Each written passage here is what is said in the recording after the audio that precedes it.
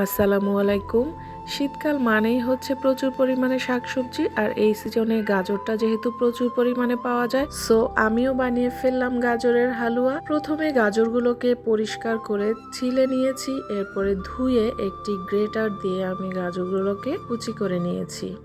এরপর একটি প্যান সামান্য গরম করে এখানে 3 চা চামচ ঘি দিয়ে তারপর দিয়ে দিলাম 3 টুকরো দারুচিনি আর 2টা এলাচ। এরপর কুচানো গাজরগুলো ভেজে নেব।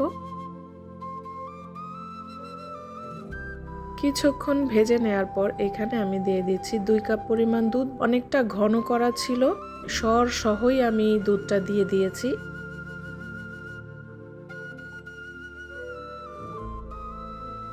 একটুখানি নেড়ে চেড়ে আমি সেদ্ধ হওয়ার জন্য ঢেকে কিছুক্ষণ রান্না করে নিব।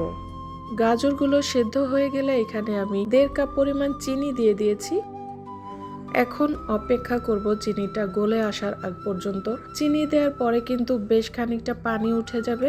আপনারা আপনাদের পছন্দ মতো মিষ্টি দিবেন। গাজর এমনিতেই একটু মিষ্টি মিষ্টি ভাব থাকে, আপনারা সেই হিসাবেই দিবেন।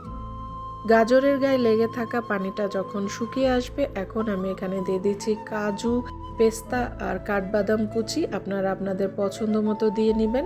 এরপর কিছুক্ষণ নেড়ে চেড়ে আমি পানিটাকে একেবারে শুকিয়ে নিব। যখন আমার মনে হবে পানিটা প্রায় শুকিয়ে গিয়েছে, এখন আমি এখানে এলাচের গুঁড়ো দিয়ে দিয়েছি সামান্য ফ্লেভারের জন্য, আর দিয়ে দিব সামান্য পরিমাণ ঘি। আপনারা আপনাদের পছন্দ মতো দিয়ে নেবেন, আর না চাইলে নাও দিতে পারেন। পানিটা যখন টেনে আসবে, এই পর্যায়ে আমার মনে হচ্ছে গাজরের হালুয়াটা হয়ে গিয়েছে।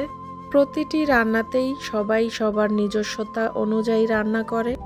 সার্ভিং ডিশে এটাকে বেড়ে নিচ্ছি আর সামান্য পরিমাণ ডেকোরেশন করে নিচ্ছি। আপনারা আপনাদের পছন্দ মতো ডেকোরেশন করে নেবেন।